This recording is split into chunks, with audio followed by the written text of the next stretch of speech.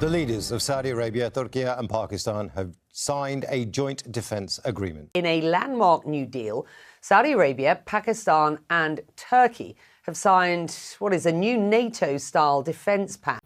አስፈሪው የሶስትዮሽ ጥምረት ኢራንን ሊያጠፋት የወሰነው የአረብ ኔቶ በምስረታ ላይ የመካ ጥምረት መካ ፓክት ሶስቱን ታላላቅ የሙስሊም ሀገራት ያጣመረው ወታደራዊ ጥምረት ተስፋና ተግዳሮት ስምምነቱ ለምንና አሁን አስፈለገ? ላለፉት ጥቂት ዓመታት የመካከለኛው ምስራቅ ወታደራዊና ፖለቲካዊ ሁኔታ በእጅጉ ተገለባብጧል። በተለይም የሐማስና የእስራኤል ጦርነት የቀጠናውን መልክ ላይመለስ ቀይሮታል። ያ ጦርነት በእርግጥ የመካከለኛው ምስራቅን ብቻ ሳይሆን መላው የዓለምን ፖለቲካ የቀየረ ክስተት ሆኗል። የአሜሪካን ውስጣዊ ፖለቲካ ሳይቀር የሐማስ እስራኤል ጦርነት የሊባኖስ እስራኤል ጦርነትን የየመን እስራኤል ጦርነትን የየመን አሜሪካ ጦርነትንና የአሜሪካና እስራኤል ከኢራን ጋር ያደረጉትን ጦርነት ወልዶ ቀጠናውን የሚሳኤልና ናዳ ማዕከል የጦር ጀቶች ማጓሪያና የድሮኖች ህልቆ መሳፍርት የሌለ ጥቃት ማዕከል ያደረገው ሰነባብቷል። በዚህም በአስር ሺዎች የሚቆጠሩ ንጹሃን ሲያልቁ የኢራን የጋዛ የሊባኖስና የየመን በርካታ አመራሮች ተሰውተዋል። ይህ ጦርነት ያረጋገጠው አንዱ ነገር ታዲያ አሜሪካ ጠብቃቸዋለሁ ብላ የምትመዘብራቸውን የአረብ ሀገራትን በእውነተኛው ጦርነት ጊዜ መጠበቅ እንደማትችል ተፈትና የወደቀችበት መሪር ፈተናዋ መሆኑ ነው። እናም ሳውዲ አረቢያን የመሳሰሉ የቀጠናው ሀያላን ሀገራት ያላቸውን ወታደራዊ ጥምረት እንደገና ቆም ብለው እንዲያስቡ ያስገድዳቸው ክስተት ሆኗል። ለዚያም ነው ሳውዲ አረቢያ፣ ቱርክና ፓኪስታን ተጣምረው አዲስ ኃይል አዲስ አሰላለፍን ለመፍጠር የወሰኑት። ለመሆኑ ጥምረቱ ምን ይዟል? ምንና ምን አካቷል? የሚለው ወሳኝ ጥያቄ ነው። ይህ አዲስ ጥምረት የመከላከል ስብስብ መሆኑን ሶስቱም ሀገራት ገልጸውታል።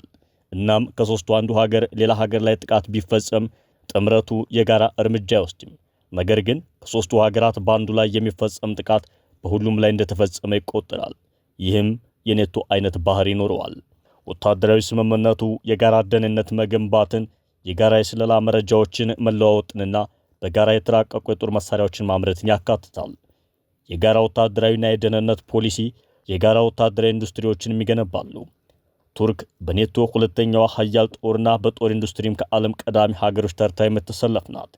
ፓኪስታንም ግዙፍ የጦር ሰራዊት ሲኖራት ከሙስሊም ሀገራት ብቸኛዋ የኒውክሌር ባለቤት ናት። ሳውዲ ግዙፍ የፋይናንስ አቅምና በዓለም አቀፍ ደረጃም ቀዳሚዋ ነዳጅ ላኪ ሀገር ናት። እናም ሶስቱ ሀገራት ይህንን አቅማቸውን ማቀናጀትን የፈለጉት ተብሎ ይገመታል። ሳውዲ አረቢያ የጦር መሳሪያ በገፍ የምትገዛ ሀገር በመሆኗ በአሜሪካ ላይ ጥገኛ ሆናለች። እናም ይህንን ጥገኝነቷን ለመቅረፍ አልማለች። ጥምረቱ እነማንን ታላሚ አድርጓል የሚለው ደግሞ አሳሳቢው ጉዳይ ነው። ሶስቱ ሀገራት ጥምረቱ መከላከልን እንጂ ማጥቃትን መሰረት ያደረገ አይደለም ቢሉም ነገር ግን የሶስቱ ሀገራት ባላንጣ ተደርገው የሚወሰዱ በዋናነት ሶስት ሀገራት አሉ።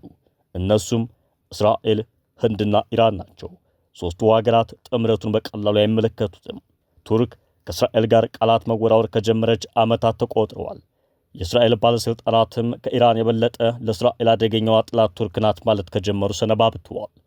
ቱርክና እስራኤል የመካከለኛው ምስራቅ ሀያል ጦሮች እንደመሆናቸው መጠን ቀጣዩ ፍጥጫ በሁለቱ ሀገራት መካከል መሆኑ ጥርጥር የለውም።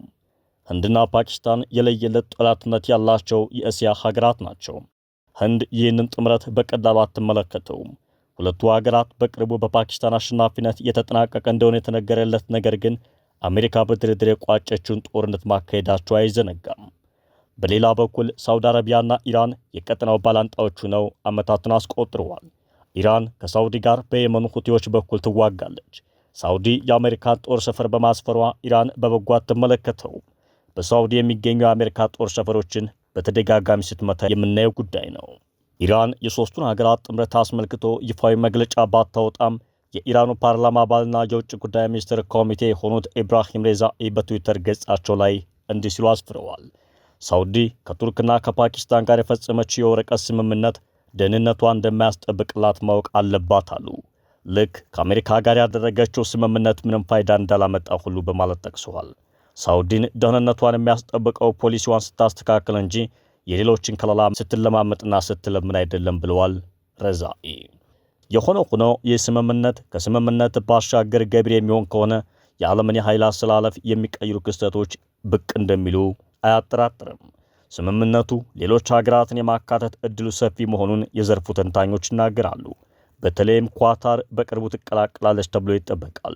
ግብፅም ሌላኛዋ ተጠባቂ ሀገር ሆናለች። ለዚህም ነው የአረብ ኔቶ እየተባለ የሚጠራው። የፓኪስታን የውጭ ጉዳይ ሚኒስትር በሰጠው መግለጫ ስምምነቱ በእስላማዊ ወንድማማችነት ማገር የታሰረ በጋራ ፍላጎቶችና ታሪኮች የተጋመደ ሀገራቱ የጋራ ስትራቴጂካዊ ግቦቻቸውን በጋራ የሚያሳኩበት ታሪካዊ ጥምረት ነው ብሎታል። የሳውዲ አረቢያ ፐብሊክ ዲፕሎማሲ ሚኒስትር ዴታ ራኢድ ክሬምሊ ስምምነቱ በየትኛውም ሀገር ላይ ስጋት የሚጭር አይደለም፣ ግጭት ይፈጠራል ተብሎ የታሰበ አይደለም ሲሉ ስጋታቸውን አጋርተዋል። ክሬምሊ ቀጠሉ። መታወቅ ያለበት ነገር ቢኖር የተመሰረተው አንድ ወታደራዊ ትብብር ወይም ጥምረት መሆኑ ብቻ ነው አሉ። የኒውክሌር ፍላጎት አይደለም፣ የጦር ፍክክርም አይደለም፣ ዘላቂ ወዳጅነት ብቻ ነው ሲሉ ገለጹ። የቱርክ የሳውዲና የፓኪስታን ጥምረትን ቀለል አድርገው ወይንም የይምሰል አድርገው የሚያዩት ሀገራት የሉም። እንደተባለው ሶስቱ ሀገራት በየዘርፉ ግዙፍ አቅም ያላቸው ከመሆኑም በላይ የጂኦፖለቲካዊ አቀማመጣቸው እጅግ ስትራቴጂካዊ ነው። በተለይም ለቱርክ ወታደራዊ መስፋፋት ሰፊ መንገድ የሚጠርግ ሲሆን ፓኪስታን ከቀጠናው አልፋ እስከ ቀይ ባህር ድረስ ተጽዕኖዋ እንዲታሳርፍ የሚያደርጋት እድል ይሰጣታል። ሳውዲ በዚህ ሁሉ እንቅስቃሴ የፖለቲካና ወታደራዊ አቅሟ ይፈረጥማል። የቱርክ ጦር በሶሪያ፣ በሊቢያ፣ በኳታር፣ በሶማሊያ፣ በአዘርባይጃን ሰፊ የጦር ሰፈር እንዳለው ይታወቃል። አሁን ደግሞ ወደ ሳውዲ አረቢያ ይዘምታል። የፓኪስታን ጦርም ከሶማሊያ ጋር ስምምነት ማድረጉን ተከትሎ እስላማባድ ጦሯን ሶማሊያ ላይ የምታሰፍርበት ሁኔታም ተመቻችቷል። እናም የቱርክና ፓኪስታን ጦር በሶማሊያ ላይ ይሰፍራል ማለት ነው። በተጻራሪው የሚቆሙት እስራኤልና የተባበሩት አረብ ኤምሬት ናቸው። ነገሩ ጥልፍልፍ ነው። እዚህ ላይ የሀገራችን ኢትዮጵያ ዕጣ ፈንታም መወሰኑ አይቀርም። የኢትዮጵያ፣ የተባበሩት አረብ ኤምሬት፣ እስራኤል፣ ሶማሌላንድ አስተላለፍ አለ። በሌላ በኩል የቱርክ፣ የሳውዲ አረቢያ፣ ፓኪስታንና ሶማሊያ ጥምረት አለ። ኤርትራም አትዘነጋም። በሶስተኛነት ደግሞ በኢራን የሚመራው የኢራን ሁቲ ጥምረት አለ። ሶስቱም እርስ በርስ ተፈላላጊና ተጻራሪ ጥምረት ሆነዋል። ህንድ በንቃት የእስራኤል ጥምረት ውስጥ ትሳተፋለች ወይ የሚለው ወደፊት የሚታይ ነው። በሌላ በኩል ደግሞ ኢትዮጵያ ከነቱርክና ሳውዲ ተጻራሪ በይፋ መሰለፍ አትፈልግም። ከነዚህ ሀገራት ጋር ጠንካራ ወታደራዊና ኢኮኖሚያዊ ትስስር አላት። በመሆኑም ኢትዮጵያ ጉዳዩን በገለልተኝነት የምትመለከተው መሆን እንዳለበት የጂኦፖለቲካ ባለሙያዎች ምክር ሀሳባቸውን ይለግሳሉ። ዋናው ፍጥጫ ግን በቱርክ መሪነትና በእስራኤል መሪነት ላይ ይሆናል። ግብፅ በዚህ አስተላለፍ ውስጥ ከነቱርክና ሳውዲ ጋር እንደምትሰለፍ አያጠራጥርም። ቱርክ፣ ሳውዲ አረቢያና ፓኪስታን በቀጠናው እያየለ ከመጣው የደህንነት ውጥረት ጋር ተያይዞ ወታደራዊ ትብብራቸውን ለማጠናከር የመካ ስምምነት የተሰኘውን አዲስ የሶስትዮሽ የመከላከያ ስምምነት መፈራረማቸው ለቀጠናው ሌላ ስጋትን አጭሯል። በሳምንቱ መገባደጃ አርብ ዕለት የተፈረመው ይህ ስምምነት የመከላከያ ትብብር አዲስ ማዕቀፍ የሚፈጥር ነው ተብሎለታል። ይህ የሶስትዮሽ ስምምነት የተፈረመው ሳውዲ አረቢያ በቀይ ባህር በባብ ኤልሜንደብ ሰርጥና በኤደን ባህረ ሰላጤ የሚንቀሳቀሱ መርከቦችና የኃይል ማጓጓዣ መስመሮችን ጸጥታ ለመጠበቅ ያለመ የባህር መከላከያ ኃይል ለማቋቋም ማቀዷን ካስታወቀች ከቀናት በኋላ ነው። ሳውዲ አረቢያ ባሳለፍነው ሳምንት ከሁቲ በደረሰባት ከባድ ድብደባ ከደማች በኋላ ብዙ ሀገራትን ያቀፈ የባህር ላይ መከላከያ ትብብር ለመመስረት ተገዳለች። በሳውዲ አነሳሽነት የቀረበው ይህ ጥረት ሐምሌ 24 ቀን የ43 ሀገራትና የአውሮፓ ህብረት ተወካዮች በተገኙበት ስብሰባ ይፋ የተደረገ ሲሆን ቱርክ፣ ፓኪስታን፣ ግብፅ፣ ሱዳንና ጅቡቲን ጨምሮ 14 ሀገራት ጥረቱን በይፋ ደግፈዋል። ኦማንና የተባበሩት አረብ ኤምሬቶች በደጋፊዎች ዝርዝር ውስጥ አለመካተታቸው ተስተውሏል። ሌላ ጥርጣሬ ፈጥሯል። ይህ ስምምነት የተደረገው በኢራን የሚደገፈው ሁቲ ሐምሌ 14 ቀን 2018 ዓ.ም በሳውዲ አረቢያ ላይ የባህር እገዳ ማወጁንና የሳውዲ መርከቦች ላይ ጥቃት መፈጸሙን ተከትሎ የባህር ላይ ውጥረት በከፍተኛ ሁኔታ በጨመረበት ወቅት ነው። ሳውዲ አረቢያ ለንግድ መርከቦች ስጋት ፈጥሯል ባለቻቸው በየመን የሚገኙ የሁቲ ወታደራዊ ተቋማት ላይ ጥቃት በመሰንዘር ምላሽ ስትሰጥ ቆይታለች። የተባባሰ የመጣው የጸጥታ ሁኔታ በአካባቢው የባህር ንግድ እንቅስቃሴ ላይ ከፍተኛ ተጽዕኖ አሳድሯል። ሮብ ዕለት በባብ ኤልሜንደብ በኩል ያለፈው አንድ ንግድ መርከብ ብቻ ሲሆን ከዚህ ዕለት በፊት ግን 20 መርከቦች አልፈው ነበር። በሆርሙዝ በኩል ያለው እንቅስቃሴም ወደ 2 መርከቦች ዝቅ ብለዋል። ይህ መስተጓጎል የተከሰተው በአሜሪካና በኢራን መካከል ባለው መጠነ ሰፊ ግጭትና በሆርሙዝ መተላለፊያ መዘጋት ምክንያት ነው። ቱርክና ፓኪስታን በባህር መከላከያ ኃይሉና አዲስ በተፈረመው የመካ ስምምነት አማካኝነት አሁን በሳውዲ አረቢያ እየተቋቋመ ባለው የደህንነት መዋቅር ውስጥ ተሳታፊ ሆነዋል። ስምምነቱ መፈጸሙን በተመለከተ የቱርኩ ፕሬዝዳንት ረሲፕ ጣይብ ኤርዶጋን በቀድሞው ትዊተር በአሁኑ ኤክስ ገጻቸው ላይ እንዳሉ ማንንም ኢላማ ለማድረግ አላሰብንም፣ ግን ቀጠናችንን ሰላም እናደርጋለን አሉ። ቀጠሉ። ደህንነታችንን ይበልጥ እናጠናክራለን፣ ሽብርተኝነትን እስከ ወዳኛው እናጠፋለን፣ ሰላምና ብልጽግና እናመጣለን። በተመሳሳይ መልኩ የኢስላማባዱ ሰው ሸባዝ ሻሪፍ በበኩላቸው አስታውሱ፣ ይህ ስምምነት የተፈጸመው በቅዱሱ ስፍራ መካ መሆኑን አትርሱ። ዋና ዓላማችን ለሚመጣው ትውልድ ሰላም ማውረስ ነው። በሦስታችን መካከል ወንድማማችነት ማንገስ ነው አሉ።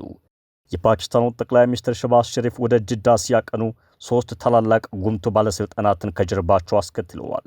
ሸሪፍ ከሀገሪቱ ጦር ጠቅላይ ኤታማዦር ሹም ፊልድ ማርሻል አሲም ሙኒር፣ ከፓኪስታን ምክትል ጠቅላይ ሚኒስትርና የውጭ ጉዳይ ሚኒስትር ኢሳቅ ዳርና ከመከላከያ ሚኒስትሩ ካዋጃ አሲፍ ጋር ነው ወደ ሳውዲ የበረሩት። ይህ የአረብ ኔቶ ምስረታ ውልደት የተሰማው ምዕራብ እስያ በተለይ መካከለኛው ምስራቅ በጦርነት እየተናጠ ባለበት ወቅት ነው። ያ የቅንጡ መርከቦች መንሸራሸሪያ ቀይ ባህር ተረብሿል። ያ ጠባቡ መተላለፊያ ጉሮሮ ባብ ኤልሜንዴብ ስጋት ላይ ወድቋል።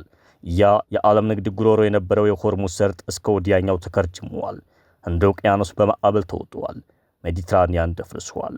ይህ አስደናቂውና አነጋጋሪው የመካከለኛው ምስራቅን ጂኦፖለቲካ ይቀይራል ተብሎ የታሰበው የአረብ ኔቶ የመካው ስምምነት በዱዓ ታጅቦ በዱዓ የተቋጨ ስምምነት ነው።